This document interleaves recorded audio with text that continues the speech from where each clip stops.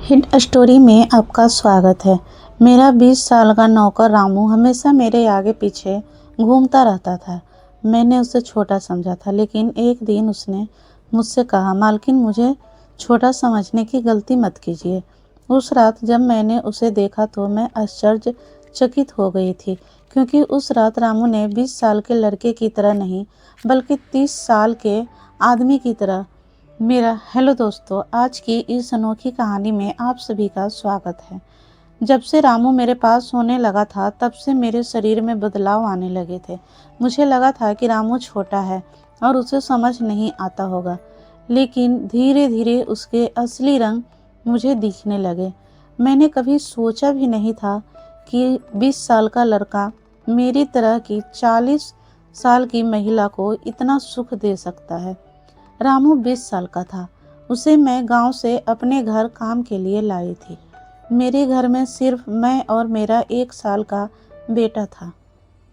जब मैं काम पे जाती थी तो रामू मेरे बच्चे की देखभाल करता था और मेरे घर में ही रहता था। मैं बिना शादी के माँ बन गई थी। मेरे प्रेमी ने शादी का झांसा देकर मुझसे प्रेम का खेल खेल कर जब मैं गर्भवती हो गई तो मैं उसके घर गई। वहाँ मैंने देखा कि उसकी शादी हो रही थी। उसने मुझसे प्रेम का नाटक किया और किसी और लड़की से शादी कर ली थी। मेरे पेट में पल रहे बच्चे को मारने का मेरा मन नहीं हुआ। जब मैंने गर्भपात कराने का सोचा, तब तक समय निकल चुका था। मैं 5 महीने की गर्भवती हो चुकी थी। मेरे माता पिता ने मुझे और मेरे बच्चों को स्वीकारने से इनकार कर दिया। तब मैं अकेली रहने लगी। कई महीनों पहले मैं अपने गांव गई थी, अपने दादा के 100वें जन्मदिन के लिए। मेरे दादा ने मुझे जन्मदिन का निमंत्रण भेजा था और इसलिए मैं गांव गई थी। मेरे बेटे को वहां सिर्फ मेरे दादा ने ही प्यार से गोद में लिया था। आरव उनके पास खेल रहा था। तभी ऑफिस से मेरा फ़ोन आया और मैं कुछ देर के लिए फ़ोन पे बात करने के लिए बाहर चली गई। जब मैं वापस आई तो मेरा आरव दादा के पास नहीं, बल्कि घर के एक नौकर के पास था। मैंने देखा कि आरव उस नौकर के पास अच्छे से खेल रहा था। मैंने अपने बच्चों को उस नौकर से लिया और वहां से जाने लगी। तभी उस नौकर ने मुझे रोका। वह कहने लगा, मालकिन मुझे थोड़ी मदद चाहिए। मुझे पैसे की नहीं, बल्कि काम की ज़रूरत है। उसने अपना परिचय दिया और कहा, मैं रामू हूँ। मैं इस घर में गाय भैंस की घोषआली की सफाई का काम करता था, लेकिन अब बड़े साहब गाय भैंस बेचने की बात कर रहे हैं। अगर आपके पास कोई काम हो तो दीजिए। मुझे काम की बहुत ज़रूरत है। मेरे माता पिता भी मजदूरी करते हैं। मुझे काम की बहुत ज़रूरत है। तब मैंने कहा, मेरे बच्चे की देखभाल का काम है, लेकिन इसके लिए तुम्हें शहर चलना होगा। इस काम के लिए मैं तुम्हें 50,000 महीने दूंगी। रामू मेरे साथ शहर आने के लिए तैयार हो गया। आरव उसके साथ अच्छे से रहता था और यह देखभाल मैंने रामू को अपने घर लाने का फैसला किया। रामू तब से मेरे घर में ही रहने लगा। उसने कहा कि हर 4 महीने बाद जब थोड़े पैसे जमा हो जाएंगे तब वह अपने गांव जाएगा। रामू दिन भर मेरे बच्चे की अच्छे से देखभाल करता और घर के कामों में भी मेरी मदद करता। रामू को घर आए 1 महीना हो चुका था और इस 1 महीने में उसने मेरा दिल जीत लिया था। उसकी देखभाल से मेरे बेटे की सेहत भी सुधर गई थी। जो आरव मुझे परेशान करता था, अब वह रामू के हाथों से अच्छे से खाना खाता था। मैंने रामू को एक अलग कमरा दिया था। एक दिन रात में आरव बहुत रोने लगा। किसी भी तरह से वो शांत नहीं हो रहा था। बच्चे के रोने की आवाज़ सुनकर रामू मेरे कमरे में आया और उसने आरव को मुझसे ले लिया। आरव के पास जाते ही आरव शांत हो गया। रात बहुत हो चुकी थी। आरव रामू को छोड़ नहीं रहा था, तो मैंने रामू को अपने कमरे में ही सोने के लिए कह दिया। सुबह जब मैं उठी तो आरव रामू से लिपटकर सो रहा था। उस रात के बाद से रामू आरव के लिए मेरे कमरे में सोने लगा। रामू के आने के बाद सब कुछ अच्छे से चल रहा था। रामू के काम से खुश होकर छुट्टी के दिन मैं उसे मॉल लेकर गई। वहाँ मैंने उसके लिए अच्छे कपड़े खरीदे और सैलून में जाकर उसकी नई हेयर स्टाइल बनवाई। रामू देखने में अच्छा था, लेकिन वह एकदम साधारण तरीके से रहता था। उस दिन मैंने उसका पूरा लुक ही बदल दिया था। उसे नए अंदाज में देखकर मैं भी उस पे विश्वास नहीं कर पा रही थी। कल तक जो एक साधारण सा नौकर था, वह इतना हैंडसम और स्मार्ट दिख सकता है, इसकी मैंने कल्पना भी नहीं की थी। मॉल से हम घर आए तो आरा आते ही सो गया। मैंने उसे कमरे में बिस्तर पे सुला दिया और पानी पीने के लिए बाहर जाने लगी। तभी रामू मेरे लिए पानी लेकर आया। पानी पीकर मैंने गिलास रखा और रामू मुझे तब से ही एक तक देख रहा था। जैसे ही मैंने गिलास रखा, उसने मुझे गले लगा लिया। कई सालों बाद किसी पुरुष ने मुझे गले लगाया था। मैंने उसे खुद से दूर किया। तब रामू ने कहा, मालकिन, आपकी वजह से आज पहली बार मैंने खुद से प्यार करना सीखा है। जिंदगी बहुत खूबसूरत है, बस इसे जीना आना चाहिए। आज आपने मेरा कायाकल्प करवाकर मुझ पे बहुत बड़ा उपकार किया है। मैं सच में बहुत अच्छा दिख रहा हूँ। रामू के चेहरे पे खुशी देखकर मैं भी खुश थी। अगले दिन से वह बहुत स्वच्छ और सलीके से रहने लगा था। वह 20 साल का था, लेकिन गांव का लड़का होने के कारण उसकी कद काफी अच्छी थी। वह घर में भी रोजाना कसरत करता था। उसकी लंबाई भी ठीक ठाक थी। मैंने उससे उसकी पढ़ाई के बारे में पूछा था, लेकिन उसने कहा कि अब उसका पढ़ाई से मन उठ गया है। हर सुबह ऑफिस जाने से पहले मैं अपने बच्चों को दुलार कर ऑफिस के लिए निकलती थी। जब मैं ऑफिस के लिए निकलने से पहले आरो को चूमने गई, तब वह रामू की गोद में था। अचानक आरो ने अपनी गर्दन घुमाई और मेरे होठ रामू के गाल पे जा लगे। मुझे बहुत शर्मिंदगी महसूस हुई। मैंने उससे काफ़ी माफ़ी मांगी और ऑफिस के लिए निकल गई। शाम को जब मैं घर आई, तब भी मैं रामू की आंखों में नज़र नहीं मिला पा रही थी। रामू ने आरो को खाना खिलाकर सुला दिया था। फिर हम दोनों ने साथ में खाना खाया। खाना खत्म करने के बाद मैं अपने कमरे में गई। वहाँ मैं अपनी दवाइयाँ ले रही थी। मुझे माइग्रेन की समस्या थी, उसी की दवा मैं ले रही थी। दवा लेने के बाद भी मेरा सिर बहुत दर्द कर रहा था। मैं अपने कमरे में सिर पकड़कर बैठी हुई थी। कुछ देर बाद रामू कमरे में आया। मुझे इस हाल में देखकर उसने पूछा कि क्या हुआ। जैसे ही उसे पता चला कि मेरा सिर दर्द कर रहा है, उसने मेरे सिर की मालिश शुरू कर दी। रामू की मालिश से मुझे आराम मिल रहा था। धीरे धीरे मुझे गहरी नींद आने लगी। उस रात मुझे बहुत अच्छी नींद आई थी। अगले दिन हमारे ऑफिस से ट्रेडिशन डे का फंक्शन था और इसके लिए मैंने गुजराती लुक अपनाने का फैसला किया। मैंने घाघरा पहन लिया था, लेकिन स्कर्ट का नॉट बांधने में मुझे दिक्कत हो रही थी। तब मैंने रामू को कमरे में बुलाया और उससे नोट बांधने को कहा। नोट बांधते समय उसका हाथ मेरी खुली पीठ पे से गुजर रहा था। मैंने उसे छोटा समझा था, इसलिए मैंने उसे यह काम करने के लिए कहा था। मेरे पास कोई विकल्प भी नहीं था। तैयार होकर जब मैं जाने लगी, तो रामू ने मुझे रोका और अंदर से कागज लेकर आया। उसने मेरे कान के पीछे काजल लगाया और कहा, मालकिन, अब आपको किसी की नज़र नहीं लगेगी। आप बहुत सुंदर लग रहे हैं। उसकी बात सुनकर मैं हंसने और चलने लगी। उस दिन शाम को जब मैं घर आई, तो मेरे साथ मेरी एक सहेली और उसका प्रेमी भी आया। रामू ने आज बहुत अच्छा खाना बनाया था।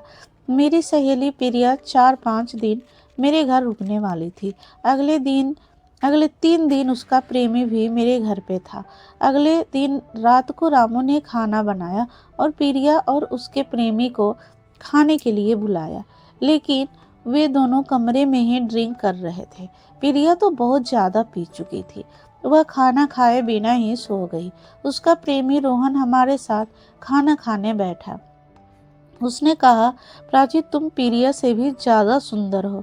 रोहन के बोलते ही रामू उसे गुस्से से देख रहा था। खाना खत्म करने के बाद रोहन अपने कमरे में चला गया। उसके जाते ही रामू मुझसे कहने लगा, मालकिन आपके यह कैसे दोस्त हैं? मुझ उस आदमी की बात बिल्कुल भी अच्छी नहीं लगी। तब मैंने रामू से कहा, मैं तुझे घर के सदस्य की तरह मानती हूँ। इसका यह मतलब नहीं कि तू मेरे मेहमानों से कुछ भी कहे। तेरा काम है आए हुए मेहमानों की सेवा करना, इसीलिए तू सिर्फ वही कर, बाकी मुझे कुछ सिखाने की जरूरत नहीं। रामू को डांट कर मैं कमरे में चली गई। मैंने उसे डांट दिया था, फिर भी वह मेरे लिए पानी लेकर आया। तब मैंने अपनी दवा ली और पानी पीकर सो गई।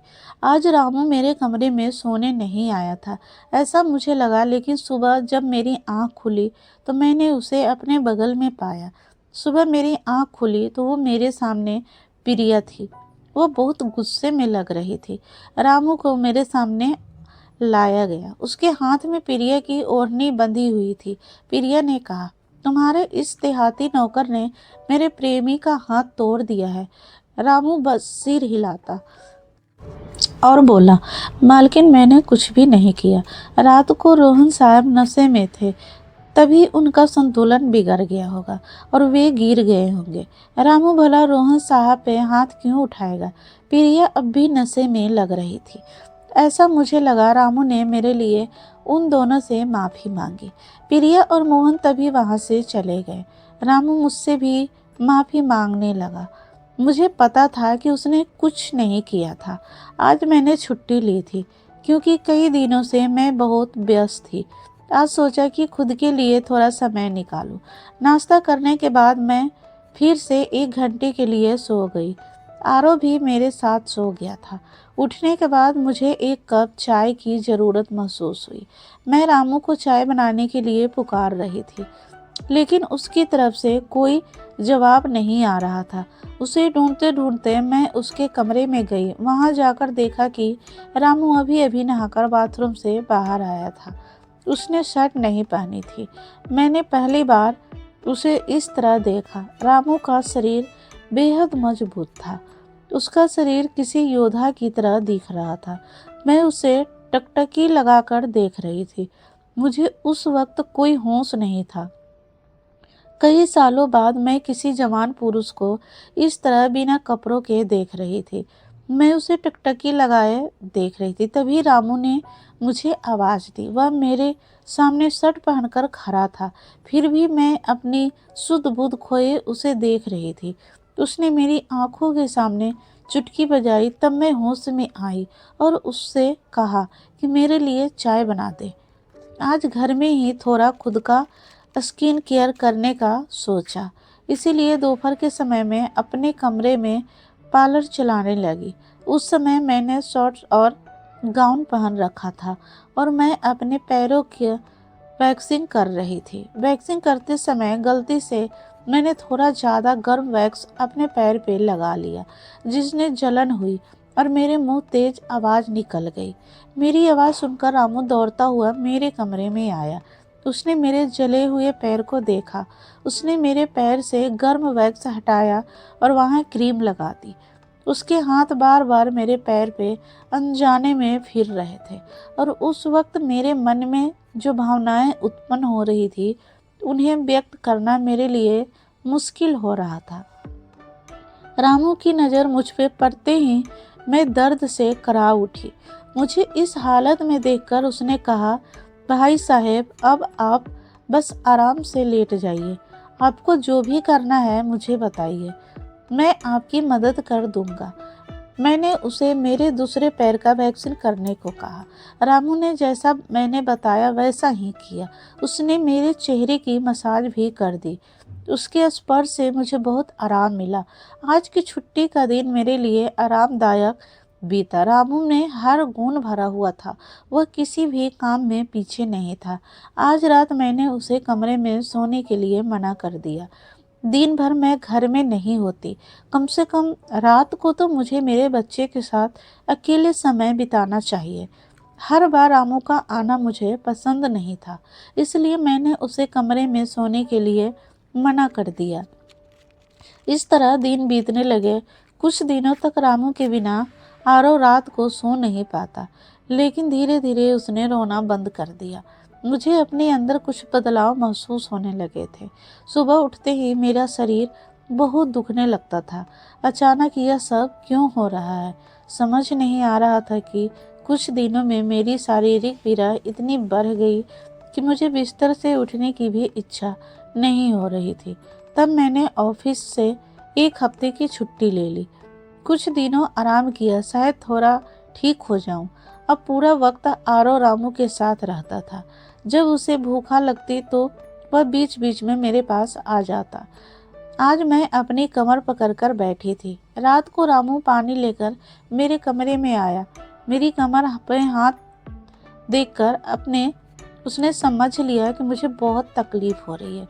रामू ने कहा, भाई साहब, अगर आपको कोई आपत्ति न हो तो मैं आपकी कमर की मालिश कर देता हूँ। मेरी कमर इतनी दुख रही थी कि मैंने उसकी मालिश के लिए हाँ कर दी, लेकिन उससे पहले मैंने अपने कमरे की लाइट बंद कर दी। छोटे जीरो बल्ब की रोशनी में मेरी कमर उसे नहीं दिखेगी, इसलिए मैंने कमरे की बल्ब लाइट बंद करके जीरो बल्ब जला दिया। वह जब मालिश कर रहा था मुझे बहुत आराम मिल रहा था। मालिश करने से मेरी पीड़ा जैसे झट से गायब हो गई थी। मालिश करते समय रामू ने मुझसे पूछा, भाई साहब, आपको आरव के पिता की कभी याद नहीं आती? आप इतनी सुंदर और जवान होकर भी अभी तक अकेली क्यों हैं? उसके सवाल के मेरे पास कोई सही उत्तर नहीं था। मैंने उससे कहा कि शायद तुम्हारे सवाल का उत्तर मेरे पास नहीं है। उस सवाल पे वही विराम लग गया। रामू की मालिश से मुझे अच्छी नींद आ गई। अगले 2 दिन बाद वह तारीख थी जब मैंने अपने प्रेमी से मुलाकात की थी। आखिर वह दिन ही आ गया। उस दिन मैंने दिन भर अपने मन को किसी न किसी काम में व्यस्त रखने की कोशिश की, लेकिन रात के अंधेरे में मुझे अपने प्रेमी की बहुत याद आ रही थी। आज वह मेरे साथ नहीं था, लेकिन वह मेरे बच्चे का पिता था। आरव को देखकर मुझे रोज उसकी याद आती थी और आज मैं अपनी भावनाओं को छुपा नहीं पाई। अपने कमरे में जोर जोर से रोने लगी। आरव पास में सो रहा था, इसका भी मुझे ध्यान नहीं रहा। मैंने आज अपनी दवाइयाँ भी नहीं ली थी। रामू पानी पीकर मेरे कमरे में आया। मुझे रोते हुए देखकर उसने मुझे पानी भी पिलाया। जब मैं शांत हुई तो उसने मुझे दवाइयाँ दी। मेरे रोने की आवाज़ से आरव हल्का हिलने लगा।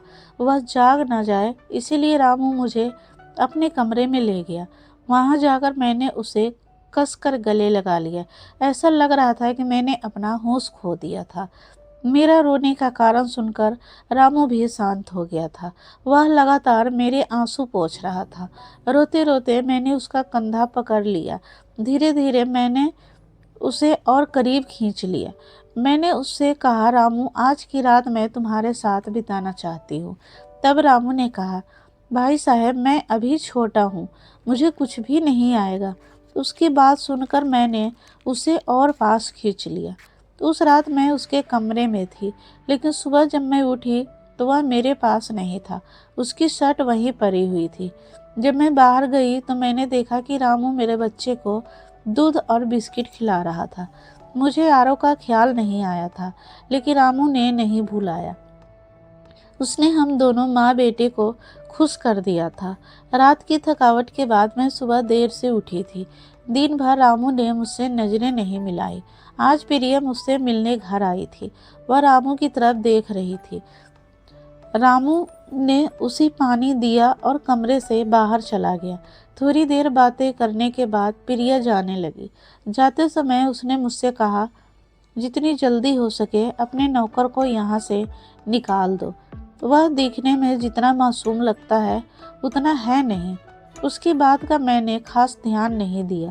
रोज की तरह रात को खाना खाने के बाद रामू ने मुझे पानी का गिलास मेरे कमरे में लाकर दिया और उसने आरव को भी सुला दिया।